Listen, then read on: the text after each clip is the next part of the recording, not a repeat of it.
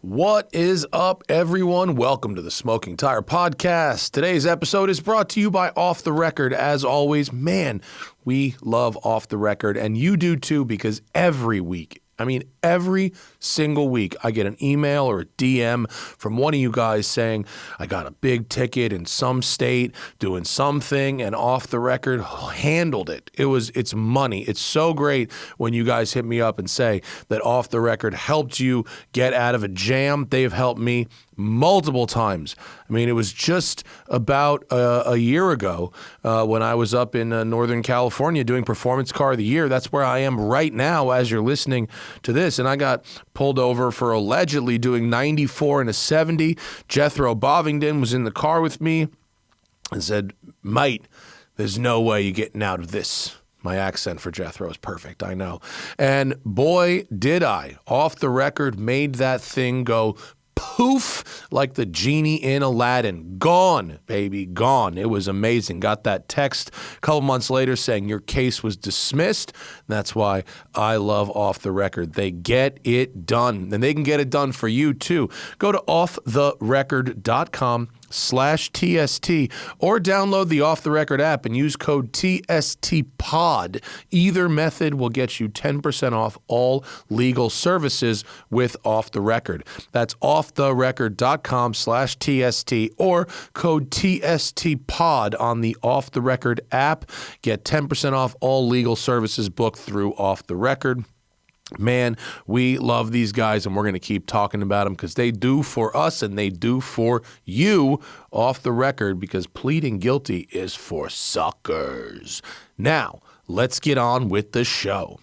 All right, guys, it's time to take advantage of that algorithm and talk about money. That's right. My friend Victoria Scott just wrote an article about this. Money talks on social media right now. And so our friend John McGuire is back in studio talking about money. He is a CPA and a car enthusiast, and he knows the laws and the maths of buying cars smart. And we're here to talk about EV tax credits. We're here to talk about Montana loopholes. He's here to talk about the 6,000-pound gross vehicle weight thing and how you can use your car for a business and when you shouldn't. He's talking about ways that people have tried to scam the system. He's talking about how to know whether you should lease your car or buy, what the math is on that. We're talking about residual values. Like I said, folks, we are talking about money with CPA John McGuire. It's the Smoking Tire Podcast. Let's go. So, what's happening? Not much. Mathland. Yes. You're back. I'm back. I'm here to give some updates on the state of the EV credit and some other things. I know we have some questions around depreciating vehicles, talk about some lease versus buy things, and I guess we'll start with the EV, kind of the top of the hour here. Well, we have to feed the fucking monkey because the algorithm knows that when you talk about money. Yo, straight up 2 days ago, Victoria Scott emails me. We love Victoria Scott. Emails me and goes, hey, I wish I don't have the actual email in front of me. Why is my feed full of car people talking about money? It's like, why is it all about this $1 million this thing is this depreciation this? And I go, boy, I have one for you. It's because that's what the algorithm wants. Exactly. And when you were on the show last time, the show did pretty good, but the clips we cut from the show were like, money! So fucking talking clips, John. Dollar. Talking ding, clips. Ding, ding, ding. Keep it to 60 seconds. Yeah, right. So the EV credit hasn't changed much since the last time I was on. I remember you saying, wow, if it does, this episode isn't going to age well. But everything was in place. The law was passed. And the rules are fixed by income, purchase price of the vehicle, and whether or not it satisfies three things, which are where the minerals come from, critical minerals in the battery, the components that go into the battery. And it's the more tribes you wipe out to get their minerals, the more credits, right? That's how it works. The more young children diving into deep water to get cobalt. Right. So percentage of underage mine workers. Right. Percentage of tribal lands taken. Right. And percentage of cancer rate among locals. Yes. Right. Yeah. Okay. Directly relates to your the value of your EV credit. Yeah. No. So it's bifurcated. So there's two credits. There's the $3,750 for the minerals. And I think we won't go into the minerals. It's nickel, cobalt. Everyone can Google what minerals go into a battery. The components is a separate portion of the credit. That's another $3,750. And that is the components of the battery. So the anode, the cathode, the little mesh screen that goes into it, the final casing. And it's what they're made of or where they're made? Where they're sourced from. So there's a critical mineral sourcing, and there's a list of, it's mostly like NAFTA countries and things like that, where these minerals have to come from and the components have to come from. And then final assembly has to happen in North America. Right. It used to be the U.S., and then they expanded it because Mexico said, hey, whoa. We're doing a lot of the assembly here. So it became I think my Ford was North built America. in Mexico. Right. So, and then there's a cap on price. So it's $80,000 for SUVs, and this is based on the EPA classification. So like a Model Y is an SUV. Yeah, so is an Ioniq 5, which is weird. That's so weird. Because they're not SUVs. Yeah. They're just tall hatchbacks. And then sedans, 55,000. Not too many EV sedans other than the Model 3 and other. Under that price point, certainly not. You've got your Ioniq 6. Hyundai Ioniq 6. You've got god-awful. It's weird looking. It's very efficient. Efficiency is not the teardrop shape. Yeah. Is the Kona EV considered a sedan? I guess it's a hatchback. It's definitely not an SUV. I would have to look at what the EPA requires or classifies it as. The BMW i4 is a sedan, although I don't think you can get one. I don't think even the cheapest one is under $55,000. Right. And so there was a new battery plant that opened up in Georgia, state of Georgia, to meet some of these requirements for some other manufacturers. I suggest listeners, if you're thinking about buying an EV, look at fueleconomy.gov. They publish the list of the most recent ones that qualify, and they'll tell you what the credit is, and then what the credit amount for that specific vehicle is, and then what the price cap is, whether it's an SUV or a sedan. And then in the last column it says, check with dealer on eligibility. Right. And if you go to the dealer's website, such as Tesla or Rivian, they say, check what the IRS says about eligibility. Fueleconomy.gov is not the IRS. Everyone is going to wash their hands of it. They're going to go and read the 1,000-page Inflation Reduction Act bill and find out. So, do you think these credits are? What do you think the point of the credits are? I think it's to subsidize electric vehicle manufacturing. Yes, in a grand scale, yes, it is, right? But what about the points of dividing it between the materials and the metals and this and that? Do you think that is designed to make it better for the consumer? Is it designed to drive the industry in a particular way, or is it designed to be so confusing to the point where it's like, it's a great question. They're not going to take advantage of this. The only answer I can come up with would be, you follow the dollars. I would imagine it's the manufacturers saying well, hey, if you make it that everything in the battery, the minerals and the components have to be from someplace. We get the minerals from here, but we get the components from here. Can we maybe do a halvesies? Mm-hmm. And so that would be my guess, is somebody like Hyundai or Rivian, because Rivian gets a half credit. And they're like, well, hey, can we maybe get some benefit instead of an all or nothing for the $7,500? Sure.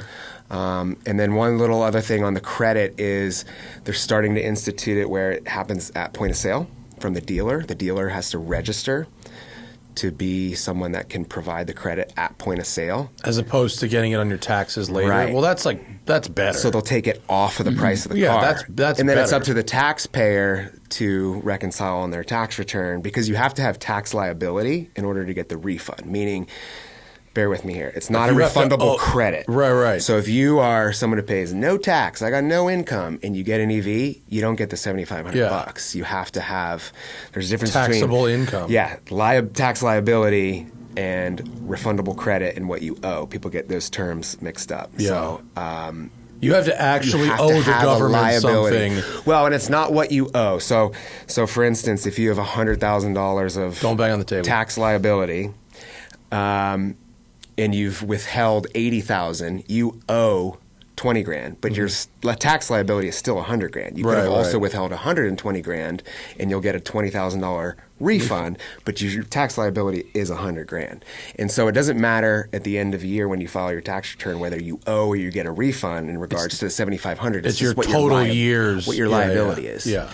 So you have to have income that is taxed. Right. Yeah. Right. Yeah. And then also check with your local state and jurisdiction. There's a lot of little clean car buyback programs where if you get an EV, you might get $1,000. Also check with your utility provider. They usually give like a cash for clunkers kind of thing. Right. Yeah. Right. So check with your local state and municipality to see if you it's a good time to get into an EV right now. They are cheap. Yes, especially at a certain type of car at a certain type of price point. Right, real cheap. So this is a good segue to lease versus buy, because do you lease, do you buy? So a lease of an EV, you don't get the credit. The dealer gets the credit on a lease, right? Because you didn't purchase it. Yeah. So you don't get the $7,500. And so that factors in, well, $7,500, that's a lot. And do they bake that in if I do a lease? And so here's where we can get into leases. As you've probably witnessed, the EV resale market is not great. It's heinous. I mean, buying a $200,000 Taycan now, and you're not doing so or hot. A Lucid. I mean, if you buy a high-end Lucid, you're just lighting $100 a day on fire and depreciation. Right. To where you're almost kind of stuck with it, because what else are you going to do? Yeah. I mean, it's Fisker Ocean. Not quite that It's not that bad. I saw one yesterday and I was shocked. I know you see one, you're like, whoa, that's wild. Yeah. So the lease calculation, what is often overstated is the residual. I mean, think about a Tesla, right? So if you got a lease on a Tesla Model Y, Model 3, Model X, whichever, and your lease payment is calculated on what that residual value of that vehicle is going to be in 2 or 3 years, let's say 3 years, but they cut the price, right? Yeah. And so you would have been better off leasing in that situation, because the residual, let's say you bought it for 70 and the residuals calculated by Tesla is 45. Well, in reality, it was like 30. So if you had bought it, you had that extra delta. Well, that happened with my Mach-E. Mm-hmm. The residual was not only higher than it would cost me to buy the same vehicle used, right? But they dropped the price of the new one to the point where, like, well, why would I even buy a used one? Because the new one is so much cheaper now. Right. I mean, they whacked like $12,000 off the price of the exact car I had. Mm-hmm. So there was no reason to it was all bad math. Yeah. So I'm typically in favor of purchasing a vehicle personally. It also depends on how long you hold on to it. But, if you're keeping it for 2 or 3 years, it's especially with an EV, in my right mind, I can't justify purchasing over leasing based on those residual values dropping like a rock. So it makes sense to lease because they've probably overcalculated the residual. It might change. They might correct for that. With a Tesla specifically, you can't buy out your leases. Right. But with another one, you got to pick. The only time I could think of with an EV where a lease or a buy might have made sense is not really possible anymore. If you had bought a Tesla Model S in 2014, yes, when it was $100,000, that's a deal, and you drove it a lot, and you got free supercharging for life, that's another thing, right? You'd probably still have a $35,000 car today, unless it was like super beat, right. And you'd had free supercharging that whole time. Yeah, there's a lot of value in that. Free charging has I think more value today than it may have had before. Especially a lot of the fast charging has gotten really expensive.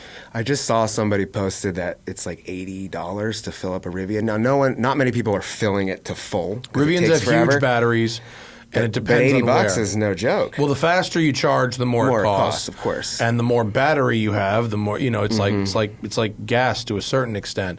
But we were just filling up for Performance EV of the Year. We were charging every car 3 times a day. I bet. And these are fast. And chargers. I have my own Electrify America account, and we were using our own accounts and expensing it.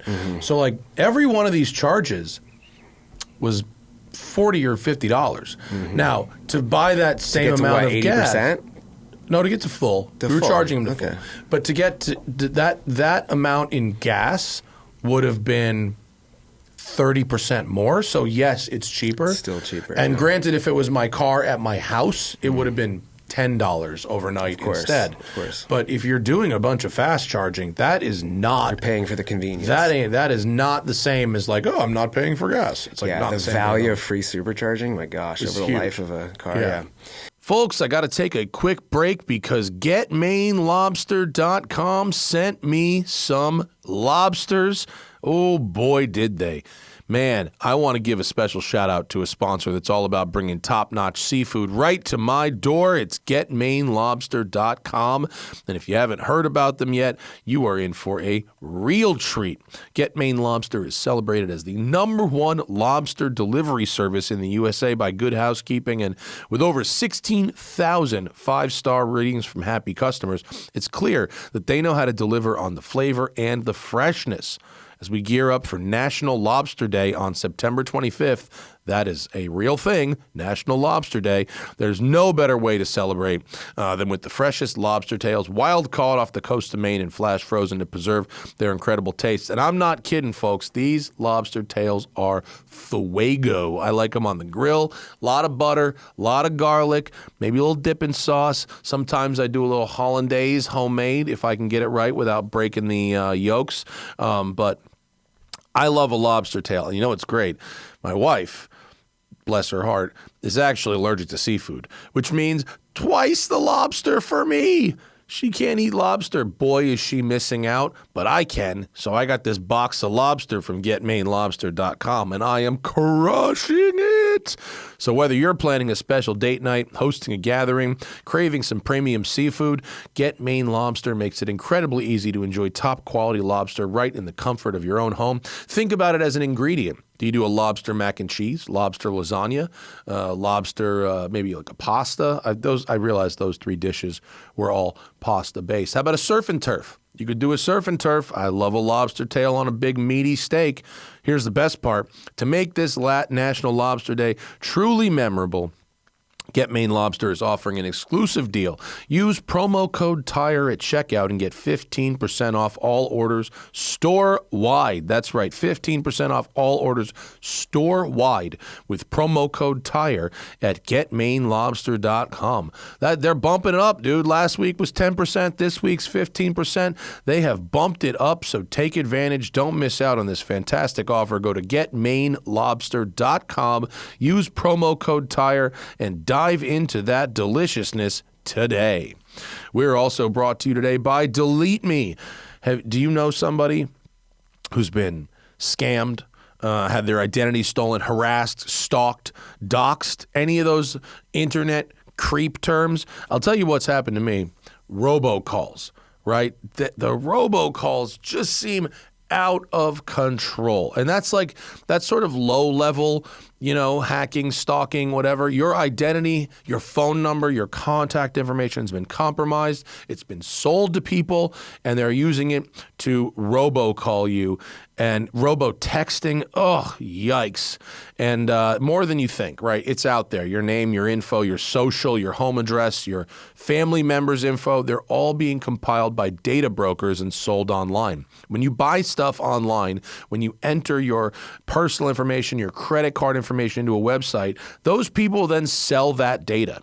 That's how it works. And anyone on the web can buy your private details. This can lead to identity theft, harassment, spam calls, etc. But now you can protect your privacy with DeleteMe.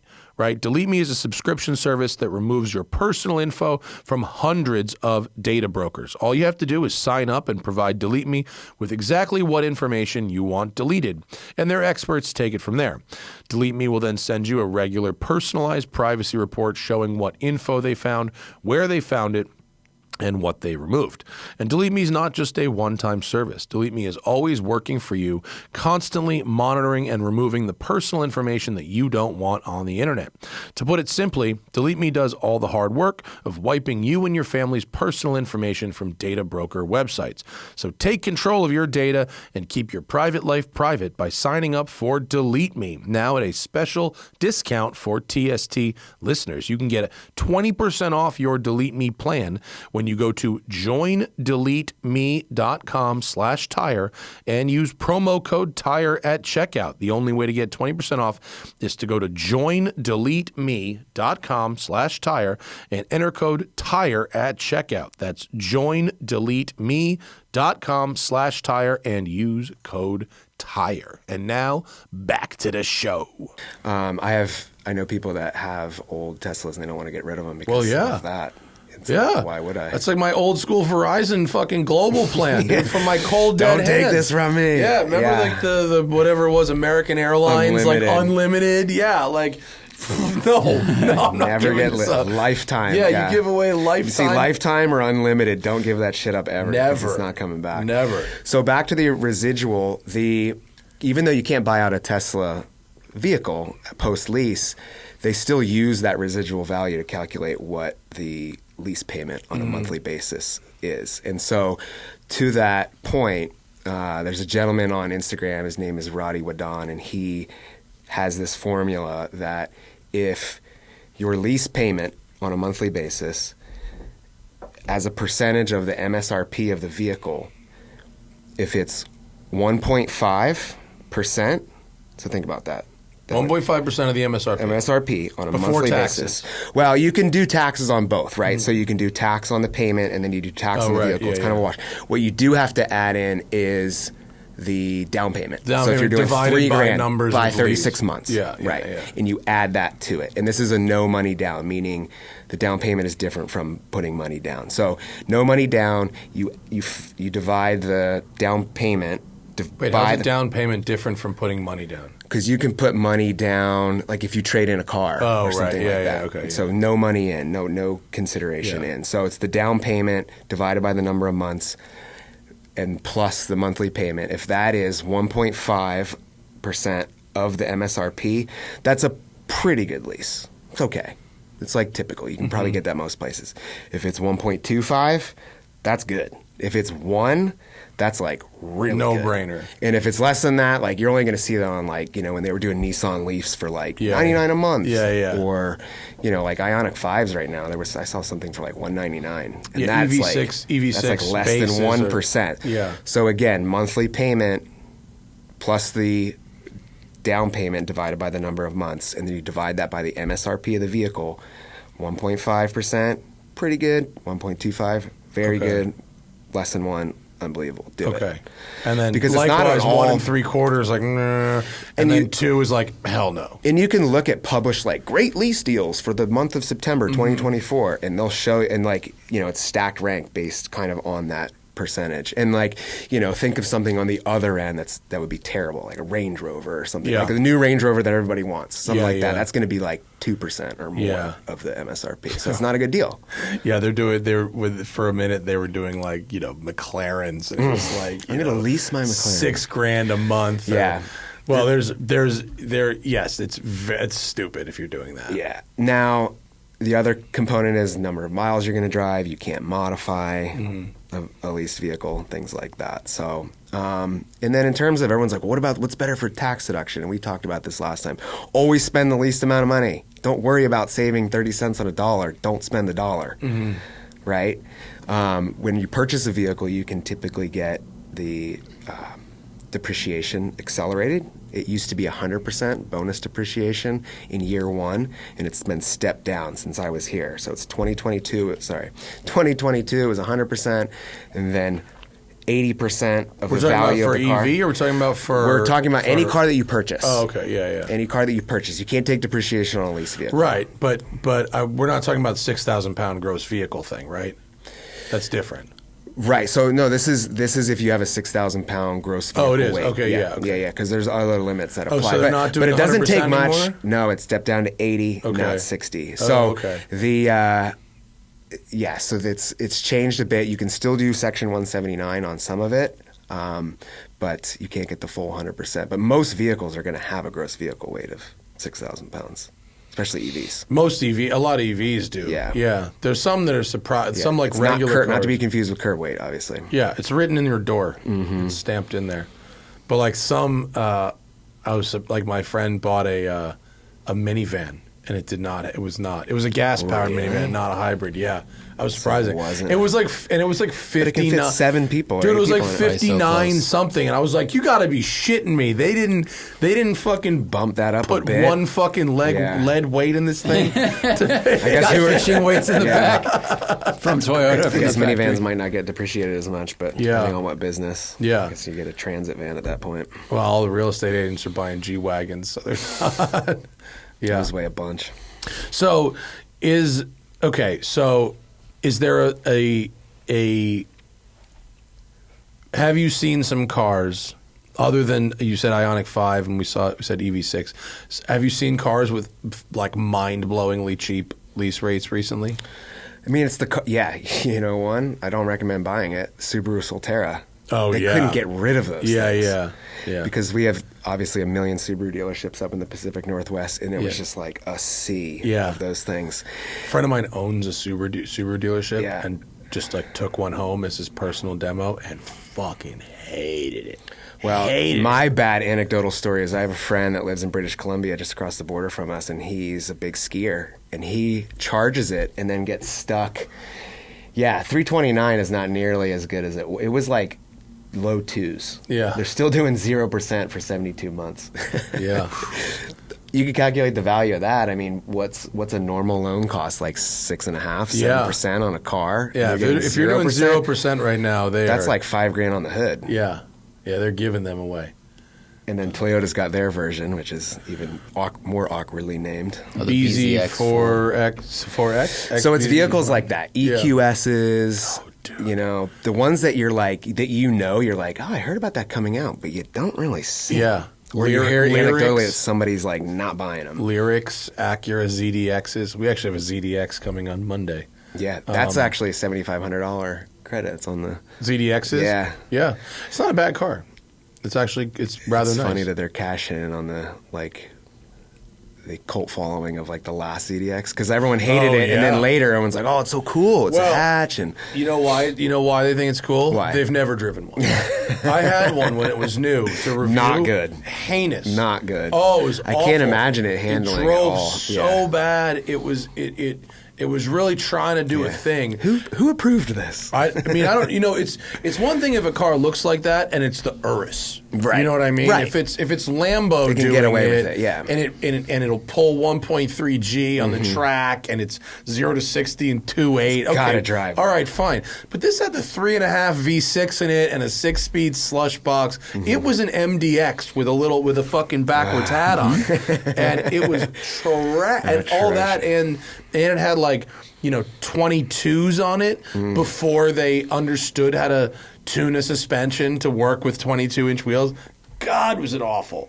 Cult classic, right alongside the Amigo and the fucking V-Across and all this other weird-looking shit they've made. How does that stuff make it to production without engineers, they just never drive it? I don't know. It's that or it's this bubble. It's where they drive only that and nothing else, or whatever their set of parameter is. It somehow fits that, but only in Japan or wherever. I mean, the rumor is the Subaru Outback is designed by folks in Japan that don't drive cars to work. They like rarely drive. That was some article I read. Outback's a nice car. I think it's a great car. We have one, yeah. And obviously for the American market, it makes all kinds of sense. Mm-hmm. I mean, a wagon that has some extra ground clearance, like, yes, please.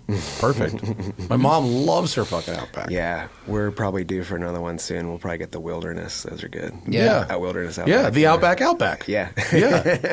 They had to Outback the more Outback. Black plastic cladding, the better, right? There's a lot of that, with like the little gold accents. But but it's a good, off-roady wagon. Yeah. Yeah, it was fun. Yeah. The for a long time people have been talking to me about the bubble.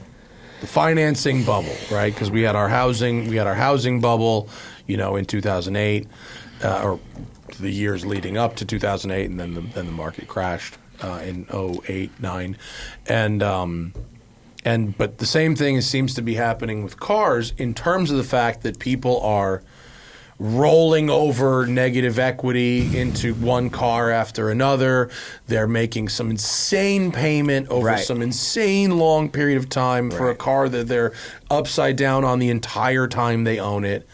You think the crash is happening on this? Or what? When I was here 2 years ago, they were saying the same thing, and that was because the COVID money had run out at that point. That was 2022. Yeah. People had bought cars, financed some of it, and then they weren't getting the stimulus payments anymore. And so there was this big prediction where the bubble is going to pop. There's going to be repos of 20% of all car loans and this and that, or people are upside down underwater. It hasn't panned out to be that way. I keep seeing articles like the bubble is coming and the apocalypse of car loans is coming, but the data shows otherwise, that the repossession rates and the defaults on loans haven't changed dramatically. You think, are people just finding ways to make the payments? Are people voluntarily turning in the cars? They would have to. Or, I doubt that they're refinancing those loans to stretch them out. That would be another option, is if you can't make the payment and you're like halfway through a 6-year loan, which is what people are doing now, 7-year loans. It's insane.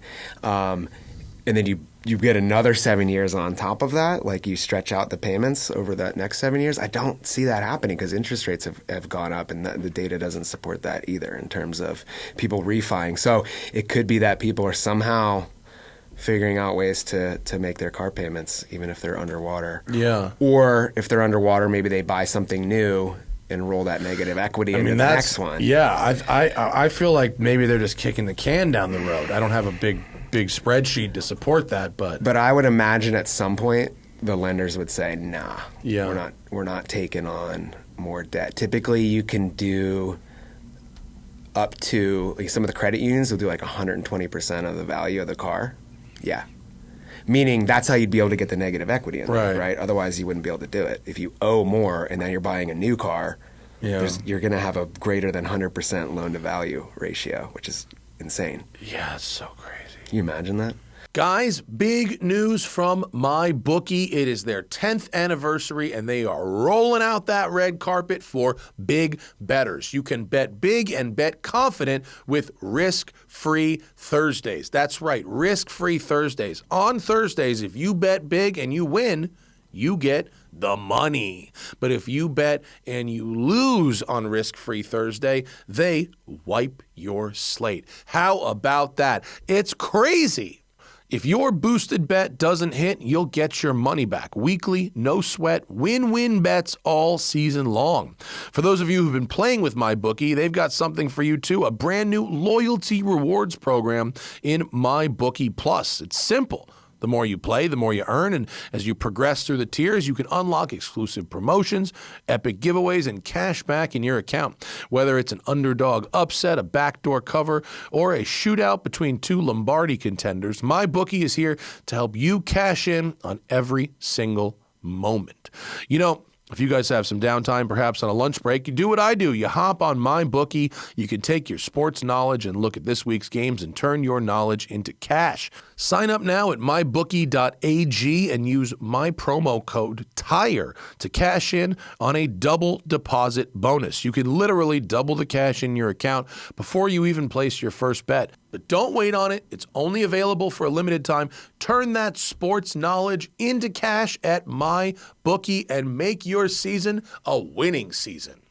Oh, man. You're like, this car cost me $100,000, but actually I'm paying $130,000. I just saw a story with a 156-month loan, too, 13-year. I saw one. I thought I saw one somewhere. There's it's 168. Is that 15 years? Yeah. I think it's 160. No, 180 would be 180 month? Would be 15 years.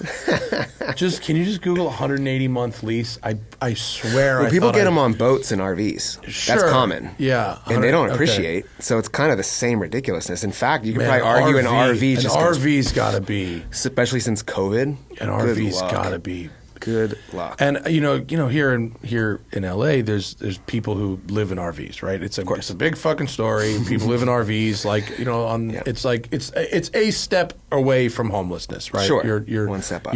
It's one step up, right? And you can see the neighborhoods and streets that allow it or don't enforce it. And and there's all these RVs here with and laundry. On the one hand, the neighbors outside really complain to the city, and the city's response, which I actually agree with, is listen, if we take away this person's RV, then they're in a tent. That's the next step of this. So at least this way they might have a bathroom inside. Correct, and at least if it's a dangerous situation, if it's a fire hazard, if it's whatever, okay, But so it's a tough problem. But I was driving around and my wife was like, how are people that are like losing their homes or whatever getting an RV? And I'm like, do you know what a 25-year-old RV costs? Like, she's like, no. And I'm like, it's like $3,000. Like a 25-year-old RV is like, just get it out of here. Yeah. So a problem that we're having in the Pacific Northwest a little bit, and it's probably happens in other places as well, is that the RVs are so low in value, and then the cost to dispose of it, so people abandon them. Yeah. They're just sitting. Like, these are old ones. These are 25, 30, maybe 40-year-old, and you'll just see them on the side of the road like, somebody left that there. Wow. Yeah. It's like dumping a mattress. Because of the cost to, you can't just,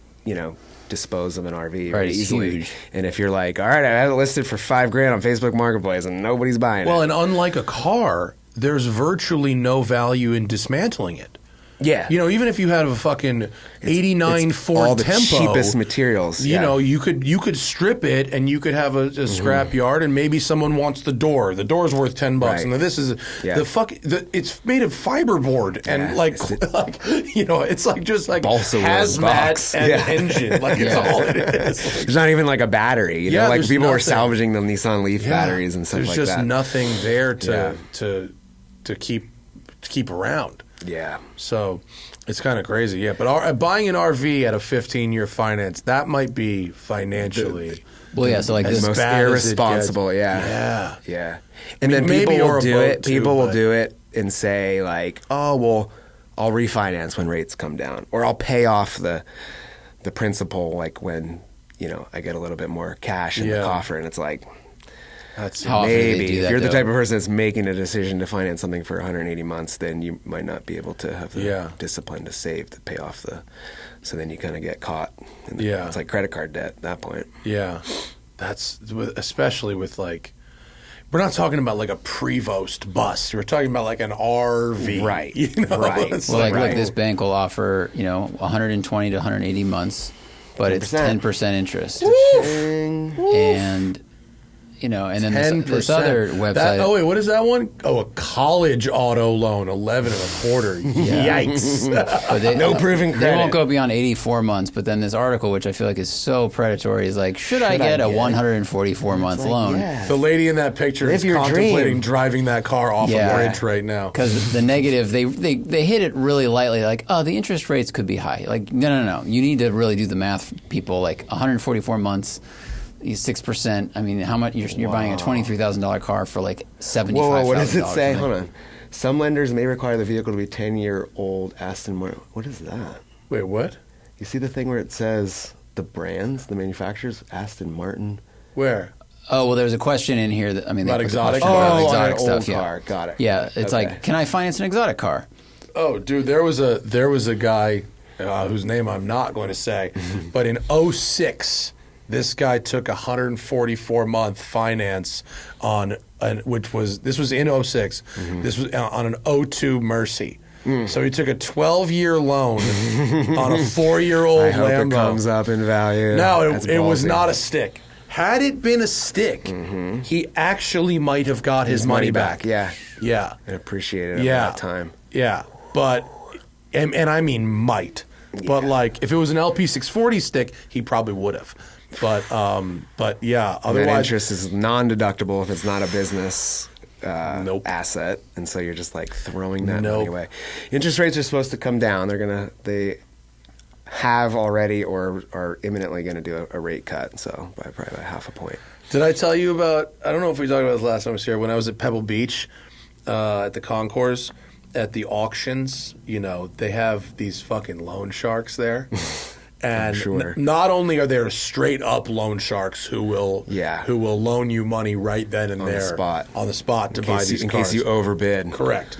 But there's another one, and I'm not going to use the exact name of the company, but there's a leasing company that's like Farmers Equipment International. Oh boy. And why are they at the Gooding auction? You know what I mean? And the answer is They have a shit ton of cash that they will fucking lease you a Bugatti, and rather than writing a fucking a payment every month to Bugatti Financial Services, you're writing it to like Farmers, this and that. Intermediary. Oh, that makes sense because then they have the title. They have the title. Well, I guess a bank would too. But then the fucking, if the IR, you might tell your accountant, oh yeah, I bought a tractor. I bought a combine or whatever. If you own some business, that's like Shady. somewhat, yeah. And it won't pass like deep scrutiny. But at first glance... Well, and they probably are somewhat insulated from liability because they're like, it's not up to us what you tell what this purchase is. But we do have the name Farmer. Like at first glance, it looks like you're leasing... There's a bunch of farmers with like Bugattis that... Yeah. I mean, they're not farmers, but there's a bunch of fucking people, obviously. who have a big contracting business, or something, and it's equipment. It's like, no, dude, that's a LaFerrari, bro. In the financial statement says payment to Farmers of America. Yeah, or whatever. Farm Equipment of America. Yeah, Farm Equipment Leasing, Ltd. Crazy shit, right? Shady. But and I was just talking to one of our storage clients over there about the BMW Z4 video that we put up today. Which I saw. It's great. Go watch it, everybody. Yeah, thank you very much. Great car, good video. But he was like, that thing is really $74,000. And I'm like, yeah, but it's green and it has a manual. But it's green as a manual. But it's actually not that the car has gotten that expensive, because compared to, the 2002 Z3 that was $42,000, inflation, it's actually it might even be better than it was, right. and a raw numbers. It's just that our wages and our income. Just remember, the income hasn't paced, but keep in mind, what was it, 2023? There was like 10% inflation. Yeah. That's a lot. Which, you look at the price of the new 992, and has that outpaced inflation? I mean, there's some big jumps in some of those base prices that has outpaced. A friend of mine just got a brand new 992 Carrera S. And he told me that, and it has some options. It's not insane. What is the sticker on that? This one had the base MSRP on the I S. don't know the base. This one has a couple options, but nothing extravagant, and the color was free. So no huge options. And it was $186,000. Oh. It was a huge amount of money. Yeah, the 911 seems to keep being like pulled out of my reach. It's like somebody's like has a little carrot on the stick. This says Carrera S from 131. Is it 992 though? Yeah. It's not a .2. It's okay, so it's a 992. The .2 is not quite out yet. The Carrera. Well, they haven't announced the GTS. Yeah, there will be the S, but the Carrera and the GTS. Do you think they're going to do? I know you've probably been asked this a million times. Do you think they're going to do manuals in the non-GT cars? Yeah, the Carrera is going to have a manual. Not the T, just a regular Carrera. I think the Carrera base. I do not think the base Carrera will. I think the Carrera T, and I think the Carrera S will have a manual. Okay. I also think the non-S Turbo will have a manual. Interesting. Because they did it in the Sport Classic. I heard you on an episode talking about that. Yeah. But I think the GTS will be hybrid and the Turbo S will be hybrid also. Mm-hmm. That's my prediction. Might be wrong. But I do think they're going to have a manual in the Carrera T and a manual in the Carrera S. Okay. I think so. I think it would be pretty foolish to do of them the not S to. and not offer a manual. That'd be pretty shitty. The take rate is pretty high. The take rate is like, I think it's almost 50%. Mm-hmm. Why do you think they made the GTS their like kind of hallmark of this .2 generation? Yeah, because the GTS has always been in this sort of no man's land, where it's just been like more than this, but not quite this, and like it's always been a nice collection of options. Like it's been the quote sweet spot, right? But it hasn't had any defining characteristic throughout its life cycle where it goes, a GTS is this. You know what I mean? Right. It's just been like, it's got a little more power than the S, less power than the Turbo, but they found it as an opportunity to give the GTS its own character, which cool. It's a major performance bump from the S. Yeah. It's way, way faster than the S. Yep. So, I was at Good Vibes this morning. Oh, you did? It's great, yeah. A little smoky up there, but still fun. Yeah, good that turnout. was the concern.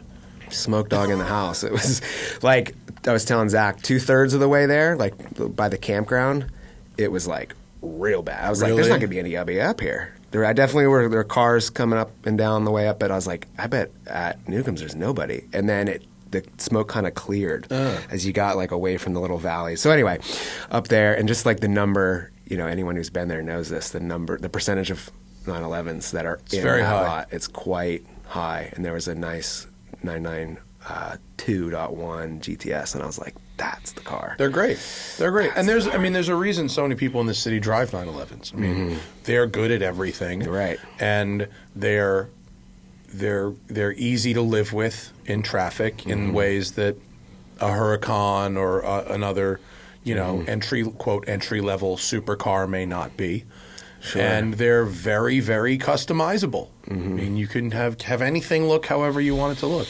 Yeah, and the wheelbase is still pretty short. I think, all things being equal, I'd probably still go Cayman for a six-cylinder Cayman. Yeah, me too. That's the jam. And the window on that is shrinking, closing. I think October 25 is when they're going to make the last one, is what I heard. The last gas. Well, I think there's the GT4 and the Spider will still remain gasoline. I think so. Yeah, I think so. But now you're talking orders of magnitude and cost. Yeah, but I want now. I mean, but if you've ever wanted one, I mean, the 4 liter has definitely gone up. In price. I mean, it's $100,000 now. I mean, it's like you're almost at Spider money when the Spider first was available. Yeah, there isn't a huge difference either between if you want an everyday sports car, a GTS 4.0 is where it's at. Yeah. The power top is easier to deal with than the Spider top. Right. The performance is very close. Right. It's really with the Spider. I mean, there's obviously the aesthetic differences, and there's some weight taken out of it, and you get that GT4 front end, which to me is important. But we had that 25th anniversary GTS. That was sweet. Huh? Oh, it was exceptional. It was so great for every day. And you were talking about how yours is sorted now with the tune, and you love it. Oh yeah, mine's great. Mine's great. Yeah. Mine I can still use as a regular car if I want to, which is really nice. Never sell that. I don't have plans to. I never say never, but I certainly don't have plans to. Yeah. The other thing that you came prepared with homework was the base model versus the uprated model and the residual. I'm gonna pull my phone out here. Yeah, I think we did something similar last time. We did something similar, and you guys actually had a segment similar to this where you would pick a car and see kind of how it did value-wise after 5 years, I think. You did something similar to that. That was a few years back. Yeah. I think we did a cost of ownership, cheapest cars to own or something like that. Right. So I picked 4 models, just at random. I mean, they're enthusiast cars, but at random. So I'll name the cars, and then I'll go through kind of the exercise here. Yeah, the idea is that You were trying to figure out what was a better value to own. Yes. The base model or the top of the line model. Yes. And what I mean by that is, take for instance, one of the cars I have on here is a base Corvette, a C8 versus the Z06. Okay. Right? So assuming you would likely get Z51 package, things like that, you're looking at a purchase price somewhere between 70 and 80,000 for a C8 versus 120 and up for a Z06. So let's say base price for base price, it's a 30K. It's a, what would that be? 40K spread. Yeah. And so it's all about money in and money out, right? So how much is that base C8 going to drop in value because they make way more of them and sell way more of them, and it's not as special, doesn't have the special engine, versus putting the money into the Z06. Yes, it costs more money on the outset, but over 5 years, if you lose, say, 30 grand on the C8 base, but you lose only 15 or 20 grand on the Z06, you've lost less money. It was actually cheaper. Yeah, right. Yeah. This is how I buy cars. Now, of course, all this data funnels into buy Porsche GT cars. You'll never lose money. But for the exercise, I'm going to do some other vehicles. So one is an Integra Aspec versus Integra Type S. Okay. Right? Have there been enough used Integra Type S's sold so far to make a dent? Well, so here, this is based on data from Bring a Trailer and Cars and Bids, some recent sales that I kind of compiled together. Now, this is somewhat unscientific. It's a click above anecdotal data, but it's based on numbers of sales in the last, call it, year to two. Okay. And obviously, the data point for the other vehicles will be a little bit wider because they've been around for longer. But purchase price for an A-Spec is $38,500 MSRP. That means that in with tax, because tax is a consideration, that will come into play with the higher-end Porsche models because you're paying an additional 10% on tax. So you got to make that back. 10% on 200 grand. Right. Unless you air quote live in Montana. Yes, exactly. So 32 grand for the 42 grand for the A-Spec. Resale is around 31,000, so you've lost $10,000. Okay. So that's a 28% hit. The Type S, 52.6 with tax, 57. This is assuming no markups. That's another thing that can kill you. But I think on most of these cars, we're kind of out of the crazy. If you live in Southern California, good luck to you. But fly somewhere and get one for sticker. Oh yeah. Well, a friend of ours. That's what I did with my RS3. A friend of ours got an Integra Type S for sticker, like in the Midwest somewhere. Yeah. And the money he quote saved by not paying MSO over here, they wanted $5K over here. He got it in fucking Minnesota or something, and then for $1,200 had it shipped to his door. Right. So yeah, that's what I did with my RS3. I messaged you for if you knew a good shipper, and you did provide me with one. Thank you. I got my RS3 from Nyack in New York, not far from your stomping grounds. That's where demand is. Yeah, and it cost $1,800 to get it out here, but I didn't pay $6,000 over for the sticker. Okay, so Integra Type S, Integra Type S, the loss on it is only $8K, which isn't significantly less. It's only a delta of 3, but it's as a percentage, it's only 15%. And what the data is showing, this is consistent for each of these pairings. I did four different cars in their kind of higher trim. So 8 cars in total. But what the data shows is that it's about, the percentage is almost exactly half with the higher trim, if the loss percentage. But your comparisons, when you say higher trim, every one of those, it's got a bigger engine. It's the real enthusiast trim. It's not just a base one versus one with leather and stuff like that. 100%. Yeah. So when I say higher trim, it's a performance. It's by basically the enthusiast version performance of it. trim. So and keep in mind, you get to drive. You're driving the a better higher car than one. Me. Yeah. So now, what this doesn't take into consideration, consumables, right? Z06 can have probably more expensive tires. Yeah. Brake pads, things like that, or insurance, which can be material, right? Yeah. The insurance monthly on a base C8 versus Z06 is going to be quite a bit different. It could be like $200 a month different kind of thing. A lot. So those, if you want to do a full-on those things would need to be taken into consideration. Another one is Audi S3 versus the RS3. Now, this spans 2 generations, so the 8Y and then the previous generation as well. So the MSRP on average was $48,000 for an S3 with tax. That's $52,000. Resale's $35,000. That's a loss of about $17,000, 35%. The RS3 is $62,000 MSRP with tax $67,800.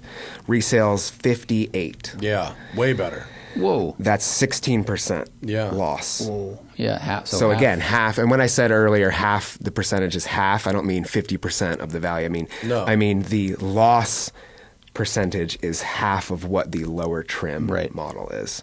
911. I just did a base 911 and an S and a GTS. I did those 3. Okay. I won't bore you with the actual numbers. The loss percentage on a base 911 is 18%.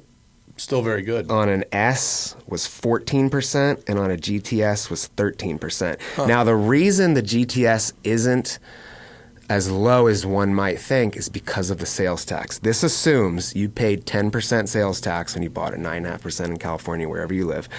And that, as I mentioned earlier, is a big number, so you're out that right out of the gate. So if you've backed out the tax, the loss on the GTS would probably be like single digits, probably like 9%, something like that. You know what I'm saying? Yeah. And with GT3, it's probably even probably less. Might go up. Might be a negative number. Yeah. And then the last one is the C8, which we've talked about. This spans 2, so this is C7 and C8. And so the base, the MSRP aggregated was $58,470 with tax $64,000. Resale was only $35,000, so it's a loss of $29,000. On C8s? This is C7 and C8 okay, over. So it's a longer period now. Yeah. So now we're not talking a 2-year, we're talking maybe a 5-year. Okay. That's 48%. The Z06, C7 and C8 Z06s, MSRP was $89,000 because the C7 Z06 wasn't as much. With tax, $96,000. Resale was $75,000. That's a loss of $22,000 and about 24%. So half of the base model. Wow, there. C8. So again, Corvettes, money in and money out. Corvettes depreciate. Yeah, money in, money out. So if you, so many. Right, and it's people are really excited to think that they have something special as a C8, but they're very common, highly That's the produced. tough thing. Like you can like it, but if you're like mine is rare because of it, no, it's not. Yeah, I guarantee you have a Chevy, sir. Specs. Yeah. All right. Well, so the answer is buy the enthusiast version if you can afford it. Right. The other thing it doesn't take into consideration is the opportunity cost of that money. So, for instance, $80,000 for a base C8 and then $120,000 for a Z06. That $40,000 that you're putting into the car is sitting. It's depreciating less, but it's still depreciating. But it's not making you any money. So an investment advisor would be like, dude, you're giving shitty advice. You should buy the base, put the $40,000 in a stock that's conservative. It's going to earn 5%, and then you'll come out with $50,000. And that'll cover some of your loss. Yeah, that's a tough one though because now it's like, well, it's an emotional purchase and right. There's so many variables. You probably shouldn't be doing that math with $80,000 to $100,000 sports cars. You should be waiting PSA, until you can just afford that. The other car. PSA is if you're thinking like, well, the Corvette, like, I can spend $80,000 or I can spend $120,000, but I don't want the Z06 because like that extra $40,000 I just can't afford it. It's like if that $40,000 is kind of the difference between you purchasing this car and not, like maybe you shouldn't. You probably shouldn't get either. Either of them, right? Like you should be paying cash, and like if you can, and not spending. Extra and you should be going. Stretching. Can I get a fun car for $25,000? Can I? That's and there's like. I understand you want to have a fun car no matter what money you've got. Yeah. And there's fun cars to be bought at many, many price points. Right. But you should not be stretching everything to get a quote my buddy had was, if you can't afford 2 911s, you probably can't afford one. Ooh. New ones that way. Not far off. By the way, I followed this 996 up to Good Vibes, and I talked to the owner. His name is Dan. Shout out to him. I was talking with him, and he got that thing for $26,000, And it's a hell of a car. It's got 70,000 miles. It doesn't put anything in it. So I know people sleep on the 996. They're coming back. People are figuring it out, but the values are coming up. But that's a hell of a car. It was screaming fast. I mean, you can set those cars up to be pretty fast. Yeah, he had it set up. Yeah, it's not rocket science. There's people that know how to set those cars up. Yeah, to have a car that can go that. Yeah, and 997S's are 40 grand, 45 grand. It's a ton of car. So we just this morning. I mean, a lot of these prices have come down off the board. Someone asked about getting an air-cooled G-body Porsche for under 50, and I was like, nope. And then we looked it up. It turns out like SCs are like solidly in the 40s right now. Yeah. So yeah, I mean, it is a good time to buy if you has spent the last 3 years thinking you'll never be able to get any of this stuff ever again. It turns out that's not true. Yeah. You can get it now. Yeah. The market is softening too a little bit on things. And like I'm happy just holding on to my shit. Fortunately don't need the money today. So right. So I wouldn't want to be like fire sailing shit right now. That's not great. No. And then on the RS3, just a follow-up on that. I loved it, and then I fell out of love with it. Really? I sold it pretty shortly after I got it. Huh. What changed? There was little things about it that I didn't love. Steering wheel, like your S4 experience. I didn't love the steering wheel, which is an easy fix. You spend a couple grand. But then the exhaust. Now I'm in it for $3 grand to get a Miltech exhaust to make it sound better. And honestly, it just wasn't that. It's fast. There's no doubt it's fast. But it just wasn't that engaging. Sure. Especially very capable, but if you're not pushing it... It was easy to go fast. Yeah. It was really easy to go fast in it, but and some of it is the fact that it's an automatic. I don't think the paddle shifters were very engaging. There's not really a satisfying click to change gears. It felt more like my wife's Subaru Outback. Well, the new one has just come out, and I'm going to Spain in 3 weeks to drive it. Is it a facelift? Yeah, but there is some mechanical change. I don't know exactly what. I haven't spent much time looking at it yet. But there, it's probably not going to be worlds different. But they've done some things. Right.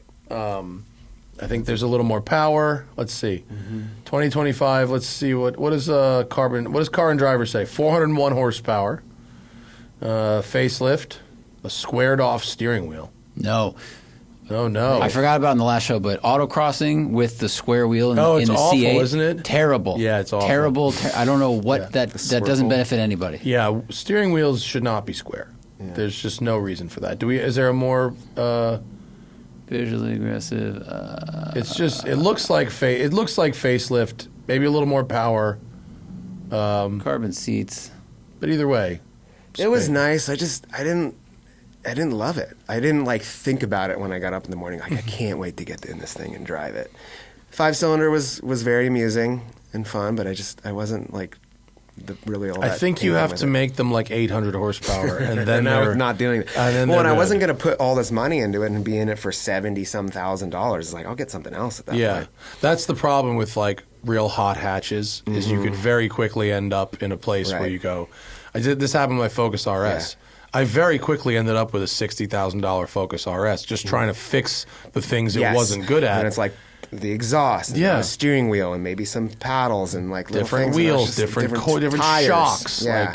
And then you're just chasing with money, real money. And I was like, I could have bought a fucking Porsche now. Yeah, exactly. Yeah, so, or I could have gotten an M3 or something like that. So what I did was I sold it for more money than I paid for it. Oh, well, there you go. Well, I traded it in on a much slower car, but a more fun car for the place I live, which is a VB WRX. And then manual. It's engaging. It's fun. It's perfect for the Northwest. I can put snow tires on it. And then I've done some rallycross events in it. Oh, too, cool. Hell yeah. Yeah. I did a whole season. It was great through the winter. Nice. Got, really good winter tires on it. That's a blast. You're rallycrossing your daily? Yeah, it's not my daily. It's my fun Northwest car. All right, cool. Yeah, so it's fun. And then my kids come and they they get to watch the cars come by. And there's some purpose-built rally cars there. Yeah. It's amazing. Rallycross it's one step below stage rally, right? You don't need a cage or anything like that. The speeds are pretty high. It's at the school. It's at Dirtfish. That's a bunch of the races are there. like their mill course, kind of their courses to the west there, not where they do the school. But they have a bunch of rallycross courses up there. And then there's other events. There's like the one near me in Bellingham was at an old moto cross track. Oh, cool. So there's definitely some jumps. It's like dirt. It's like, what you'd see in like the rallycross they do for WRC where it's like in the stadium. Yeah. And then you do a day run and then you do a night run. So they have the lights. Sick. It was super fun. Like you go through the woods in the night section, and a lot of people have auxiliary lights. I didn't, but at least I had the lights that turn. But when you're applying counter steer, that's not so good, dude. The counter steer lights are this way, and you're like, oh shit, I can't see. That's pretty so I had to turn funny. that shit off. You need to put those on the G sensor and not the steering sensor, maybe. That's but it's really a hoot, funny. man. I've had way more fun in my much less horsepower WRX than I have. Well, if you're driving it on dirt, for sure. It was so much fun. That's awesome. Yeah. We got a bunch on the Patreon. Let's get to some of those. If you want to ask questions for the show, if you want an ad-free listening experience, if you want to get the show ahead, if you want to support us financially so we can fucking burn money on cars, patreon.com/The Smoking Tire Podcast is where you would do it. Okay, Flannel Bob says, this one might be tough. Realistically, how long will it take for someone like me who has no credit, has been homeless in the past, to go from living with his grandfather relying on veteran benefits to becoming successful financially and owning a home and car of his dreams?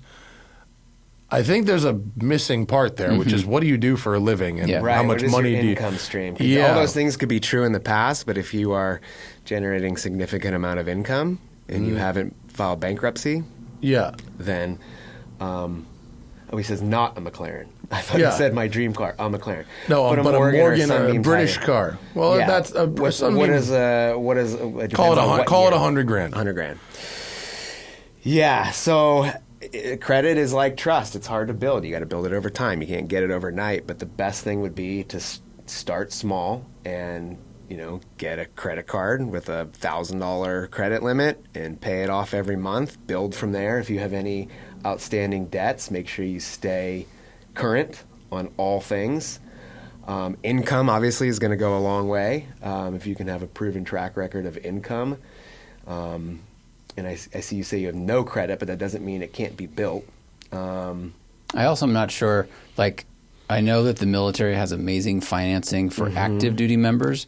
I don't know if that continues afterwards, but he should look into that because the things I've heard from people who are active military, I mean, they have some of the best interest rates. USA is insane. And you don't have to be active duty. It actually spreads to your descendants. Yeah, you can carry that forward to the USAA benefits. But again, you got to have, put yourself, I would say, think about it this way, is put yourself in the shoes of the lender. And you're lending the money, what do you want to see somebody have that you're going to feel comfortable in giving them money? How am I going to get this back? So aside from the collateral of the vehicle itself, is this person gainfully employed? Have they been gainfully employed for a period of time? What is their debt history been? Did they make monthly payments? Obviously, he says no credit, but no credit is different than bad credit, right? So if you're just starting off and you don't have a proven track record, that can be more easily remedied than I've defaulted on 8 credit cards, a car loan, and my house is taken away. It's that's bad credit. Yeah. So, I know it seems obvious to say pay off your monthly debt, but obviously it's super important to do that. Don't do hard credit runs all the time. So, if your credit's getting pulled often, try to mitigate that because that dings you. And then there's a multitude of websites on how to repair or build and credit. Strengthen your credit. So that's not really my area of expertise, but are those usually somewhat legit? Yeah, I wouldn't do it on Reddit, but I would do it on, there are definitely sites that is there a chat GPT solution for this? Right. So, because it's in the best interest of these financial institutions to issue more debt, so they want to get you up on the up and up. They don't do great when you default and don't pay them, so they want you to have strong credit. Yeah, but without knowing how much money you're making, that's hard. That is going to be hard, and how much money you can make. You can't. How long will it take me to go from here to fucking the other side of town. Well, am I walking? Am I driving? Am I on a motorcycle? What are we doing here? Right. So we need some extra background there. Joe wants to know about Section 179. That's the 6,000 pound gross vehicle weight, right? Sure. Tax write-off. Yeah. Well, so it doesn't have to be. The weight doesn't apply. So Section 179 is for any business asset that you place in service. Vehicles have certain limits on them. The benefits are that you get more depreciation earlier, right? So you can take up to $30,000 on a vehicle in the first year. Now, having more depreciation earlier is better, but you still get the depreciation as long as the business use is there.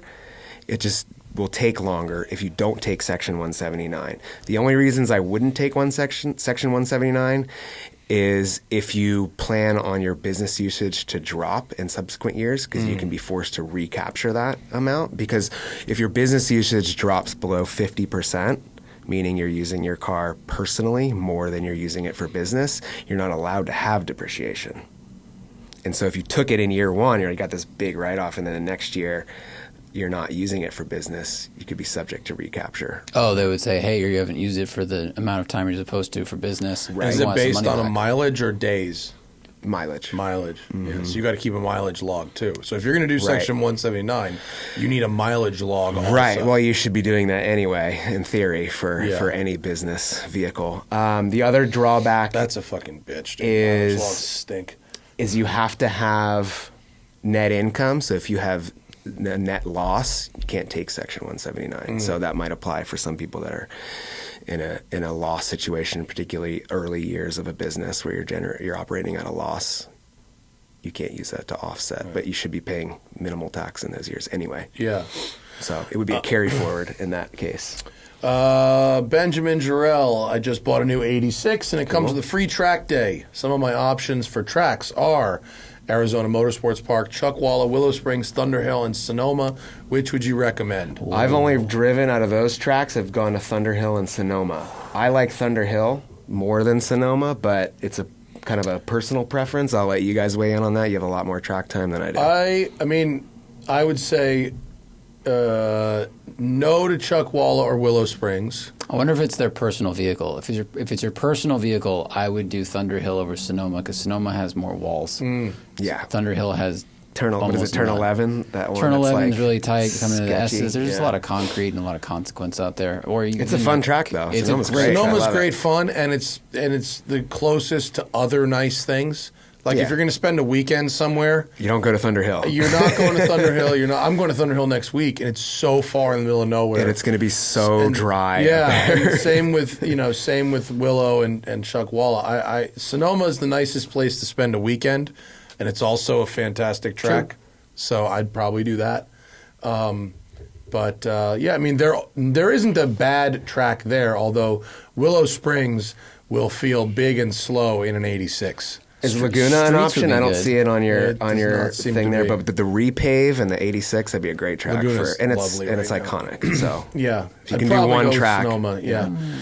Miguel says, what other loopholes like the Montana LLC thing do wealthy car enthusiasts take advantage of to not pay their taxes?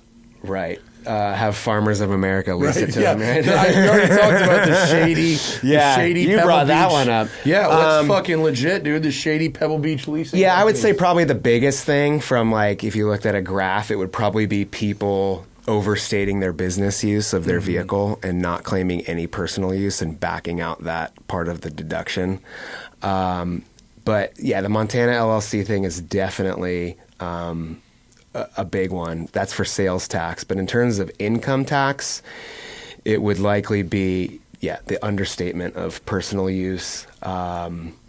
People might lease their car to their business and have that where it's kind of you're mixing. Like where I own it, but my business leases it from me? Right. And they pay you a fee for that, but then it's a deduction for the business. That's very clever. Wow. So, round and round. But I hate the term loophole, but and of course that would be patently illegal to do that and not claim that essentially as income. But Yeah, I don't really. There's not like the secret sauce of cars. That's the thing. There's no like here's what everybody does. No, there's an article in this month's Sports Car Market magazine. Fantastic. Oops.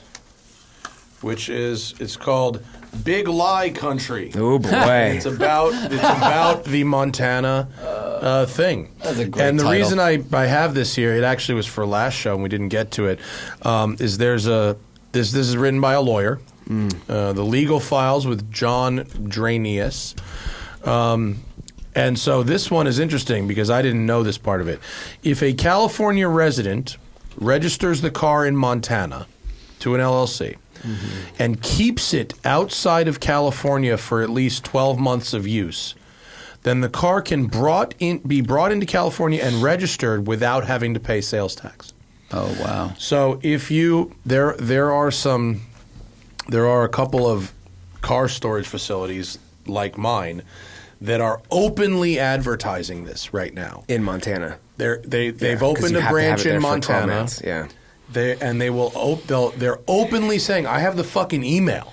Take advantage of the tax efficiencies of Montana, it says. Yeah. I cannot believe they're actually doing this. But they have a place up there. You buy your car wherever. You ship it there. It sits there. And you don't touch it for a year.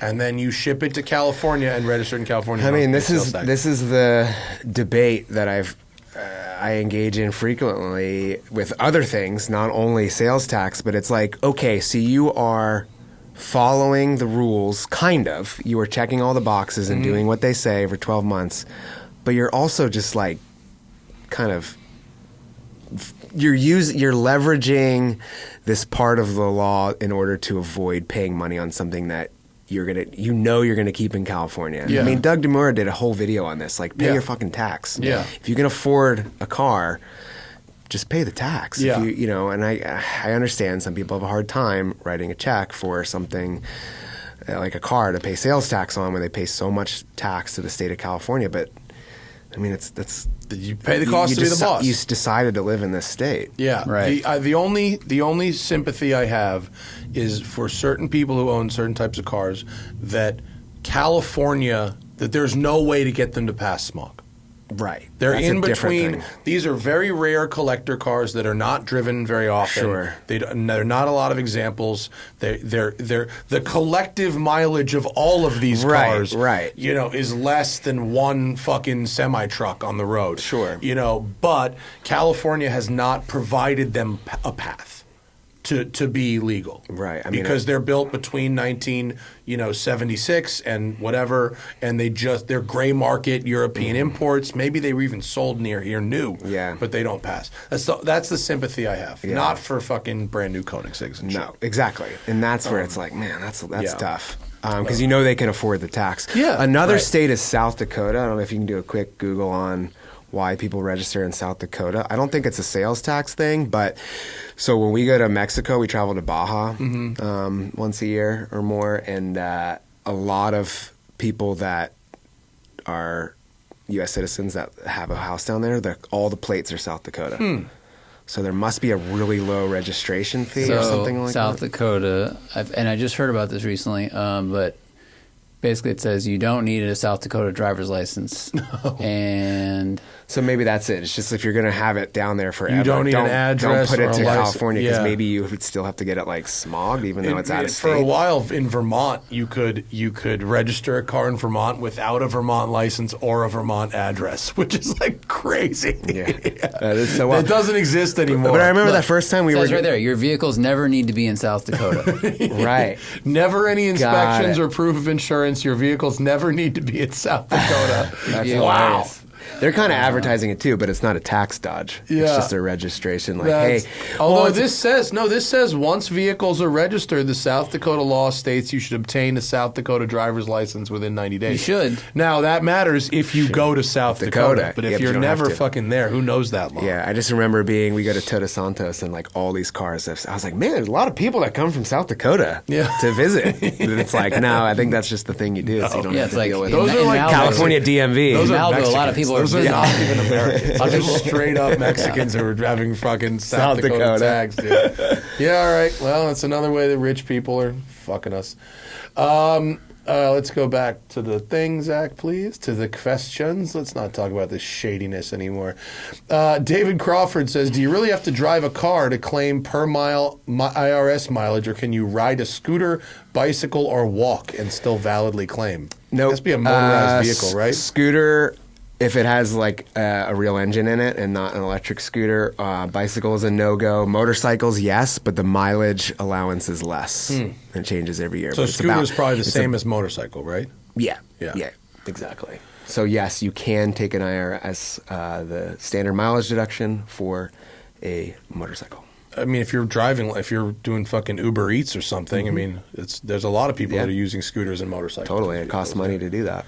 I have never taken a mileage deduction on my scooter. It's okay. It's not yet. It's not very many miles. No. I'm about to hit 4,000 miles on my Vespa. Great. Philip LaFranca, any blatantly ridiculous ways you've seen somebody try to intentionally or unintentionally commit tax fraud? Yeah, I mean, I had a guy who, which will of course remain nameless, he was straight up laundering money. He bought a nail salon, cash business. Yeah. He was a consultant in the nail salon, and I discovered it in his books. You should go with purple. I was like, yeah, right? So that was one. People to try to get around estate taxes, to try to gift things to people and then get it back later. Yeah. Like it'd be titled outside of, people do this in divorce also. They get rid of it. I don't have anything. He's just holding it for me. Yes. Yeah. Yes. So those are two. People trying to get around estate tax by giving things away and then getting them back, and then straight up money laundering. Okay. Keeping Up with the Joneses says creative car funding. Getting a home equity loan or home equity line of credit to buy a car versus a typical auto loan. It would have to be rates. Neither of them are tax deductible. Home equity loans aren't deductible unless it's to build, buy, or improve your home. Okay. And you're under the cap. You can't take out money to buy a car and deduct that on your taxes. So you're not going to get that benefit. So at that point, it would just be comparing rates. Okay. But you can take a home equity line and do anything. Yeah. I'm not sure I would do that, but okay. No. Well, I mean, if you can get, and again, this is not likely the case, but if you could get a home equity line at like 4% and your car loan's going to be 6%, then sure, do that. I guess, yeah, okay. Killing Time 907, we mentioned the idea of getting a birthday car rather than a birthday watch, meaning a birth year car versus a birth year watch. Money, no object, what would be your birth year car? Oof. And can you recommend a 1974 sports car in the 100K range? Not the best year for cars in the U.S., that's for sure. No. I mean, 74 sports cars used to be at 911. Right? Yeah. That would be a yeah, I mean, 911's like for pretty much all of us. What else would you buy from 74? 74 is not even a good year for 911. I might get like a truck, like an F-150, like the Ford trucks. Those are kind of cool, or like, so what year not were an you born? enthusiast. 83. Okay. So what car from 1983 would you buy? I don't know. I'd have to think about that. Like, I'm closing my eyes and imagining Radwood, the lawn at Radwood, or the parking lot. I mean, 911's the obvious answer, but what was it, a C3 at that point? C3 Corvette? Yeah. Maybe. I know you were hot on those for a minute. For only like the 69, 70, 71. In fact, 83 is the year, I believe, that the Corvette did not exist. It's a skip year. Yeah. I think the C4 came out in 84, but they stopped building the C3 in 82. So I think there's one. It's at the Corvette Museum. There's one 1983 C4 Corvette. Wow. Wasn't there a year 911? There wasn't a 911 between 964 and 993. Wasn't there a skip? No, it wasn't that. It was the 993 and 996. There's an overlap. Oh. There was an overlap where they had started building one. I know that was true of the 991 and the 997. The 2012, you can get a 997. Yeah, and they were also building GT2 RSs, finishing those up, but while they were doing 992s. Yeah. I'm born in 81, so I think the best car in 81 would have been a Countach 5000S. That's a probably. good one. I think you're probably right. Zach? Ferrari 308 GTS, 82. Yeah, these are good ones. Associate Bob, which is a great fucking name. Do you guys know what that's from? I don't get the It's reference. from Demolition Man. What about a birth? Oh, that's no. By the car you were born in. Here for Matt's Cats. Who is pushing K-car bans and how do we fight back? There was some kind of lobby that was pushing for these things. Who? When we heard about the first one, which was like Maine, there was some group that had... For safety? That had... Yeah, they're it's so that. small? The AAMVA is a lobbying group that was pushing it. That's who was pushing it. What is the AAMVA? I don't know what it is. Hang on. American Association of Motor Vehicle Administrators. That is a group that sounds like official, but it's a lobbyist group. Right. And anyway, They it work says for right the here, insurance company. they probably. advocated for the ceasing of registration of mini trucks, which is how they refer to K trucks. They basically go down. It says they immediate threat to public safety. immediate threat, which is dumb, which is very, very dumb. Public safety, maybe the safety of the driver, but not. What kind of damage are you going to do in that versus a Hummer EV? To I somebody? don't know, but this was the same group that sent the same language to all these other states, hoping that Yeah, this senators article from would The adopt. Drive says that although AAMVA has yet to be formally linked to bans in some states, there is circumstantial evidence of association with multiple other states' bans. Yeah. There doesn't seem to be any good ruling for this. I mean, it just... I wonder who is telling AAMVA, is this taking money away from, tiny Nissans and Ford, this bottom paragraph here, K owners have speculated the push to be funded by manufacturers of golf carts and UTVs, which compete for a slice of the market. They don't. They're not street legal. So TVs in most states. AAMVA publicly listed its industry partners on its website. Let's click on that link. Who are its industry partners? Can we find out who are the industry partners? 3M, AAA, insurance companies. Probably. Insurance. These are insurance companies. AWS. Amazon. Why does I have AWS no care idea. about Apple? Is this real? But you're right though. It is. It's disproportionately insurance companies. So Carfax. my guess is insurance companies are having a hard time with claims on these things because getting parts is disproportionately expensive compared to their purchase price. Right, but come on, isn't the signal to noise ratio what percentage of an insurance company? It's bottom line right. is this affected? Arcade cars, yeah, that's a great question. Right, It's dumb. It's got to be in the thousands that these things get imported. If at the high end, yeah. If you factor in all the trucks, Yeah. It's the policy, which it considers them in non-compliance with the FMVSS, which is fucking super dumb because 25-year-old cars do not need to meet that. Yeah, they're real popular up in our neck of the woods because they come over and people turn them into ski vans, ski trucks, and they're little. I have to smile every time I see them. Totally. Delicas are super popular. I know it's Yeah. not K, but it's it's a JDM that gets imported. They're efficient. Small. Yeah, they're spatially efficient. They're cheap to buy. They're cheap to run. They're generally reliable. I mean, they're not dangerous when they hit other things because they're so tiny. Yeah, they're certainly not dangerous to people outside of them. AAMVA said, quote, "The underlining purpose of our guidance and best practice is to promote our vision of safe drivers, safe vehicles, securing identities, and saving lives." I've never heard of this. It sounds so dumb. It's I mean, super focus dumb. on this 7,000-pound EVs that people are actually buying in mass. I just saw an article That's the other day that it seems like they may be considering finally some pedestrian impact standards for. And I'm not attacking the vehicles. I'm saying in terms of if you're an insurance company executive, that's more of a going concern than these for tiny sure. little Than a 2,500-pound fucking come truck. on. Get out of here. Anything else, Zach? That was it. That was it. All right. Well, thanks for coming back, John. Happy to be Yeah, here. nice to I'm see you, glad man. you Anytime. It's good have seeing you found guys, an as always. appropriate rallycross substitute for your Yes. RS3. And very Pacific Northwest of you. And then I also upgraded truck to a Raptor. I'm living my best Raptor life now. It's fun. The boys love it. Well, yeah, of course. It's super good, but Yeah. it's not a long-term car. It's a short-term car. It's good resale. here for a good time. Raptors have excellent resale value. And it's a hoot. Yeah. A Raptor is $35,000 forever. If it runs, it's $35,000. Yeah. Is it Vin who's had like 7 of those for free? Vinny? Yeah, not my Vinny. Vinny from Hoonigan. Oh, yeah, he's on 5. He's had 5 Raptors, and I think he's never lost a dime on one. Yeah. Yeah. When I had mine, the resale value was, I bought it for $48,000.